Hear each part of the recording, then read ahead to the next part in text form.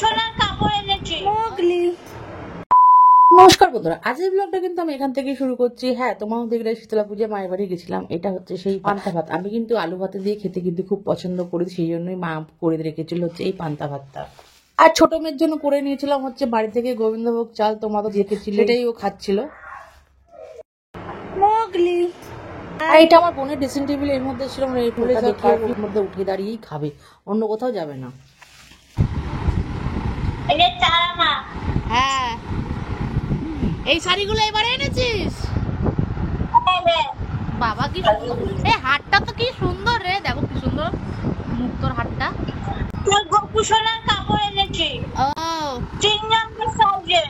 ও হ্যাঁ। আর তার মাঝেই আমাকে মাসি ফোন করেছিল, ও দেখাচ্ছিল ঠাকুর ঘরে ঠাকুর সাজাচ্ছিল। হচ্ছে পরের দিন হচ্ছে তো নবরাত্রি লেগে যাচ্ছিল, তাই জন্য শাড়িগুলো দেখাচ্ছিল কেমন হয়েছে। আমি দেখতে চেয়েছিলাম যে আর এই শাড়িগুলো প্রত্যেকটা অর্ডার দিয়েই বানায়, খুব ভালো লাগে আমার। আর দেখতে দেখতে তখন কিন্তু আবার ডন্ডি কাটার সময় হয়েও গেছিল। তারপরে সবাই চলে এসেছিল এই পুকুরের মাঝখানে। পুকুরে চলা যদিও বা নষ্ট হয়ে গেছিল, তাও যেহেতু নিয়ে পুকুরে স্নান করে বা গঙ্গায় স্নান করে ডন্ডি কাটতে হবে, তখন সবাই এই পুকুরের মধ্যে স্নান করে নিচ্ছিল।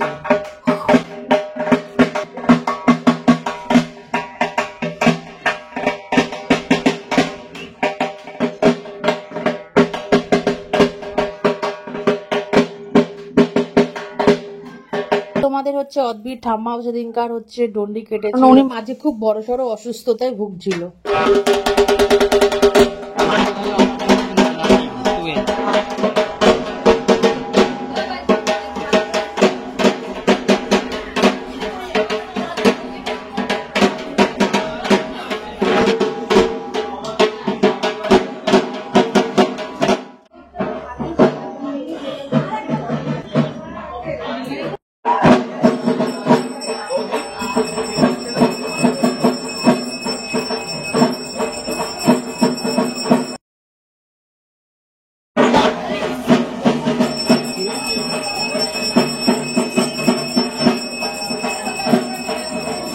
এদিকে যাকে দেখছেন সে হচ্ছে সম্পর্কে আমার পিসি হয়, এই প্রত্যেক বছরের ডন্ডি কাটে, এই যথারীতি প্রত্যেক বছরের মতনই এই বছরের ডন্ডি কেটেছে। ওর হচ্ছে এটা অদ্ভুত ঠাকুমা যে এই বয়সেও ডন্ডি কাটছে। আমি তো ওনার স্টেমিনা দেখে অবাক হয়ে গেছি, খুব অসুস্থতায় ভুগছে, গায়ে কোনো জোর ছিল না। আর এদিকে হচ্ছে প্রত্যেক বছরের তুলনায় কিন্তু এই বছরের ডন্ডি কেটেছে অনেক মানুষ। ছোটকে আমার মেয়েকে দেখো নিয়ে গেছিলাম হচ্ছে এই ডন্ডি যারা কাটে তাদের বসানোর জন্য। অদ্ভুত আবার বেশিক্ষণ বসতে পারলো না, ওকে আবার নিয়ে চলে। তোমাদের ওখানে মানে শীতলা পুজোর নিয়ম কেমন করে হয় আমাকে কমেন্ট সেকশনে কমেন্ট করে বল।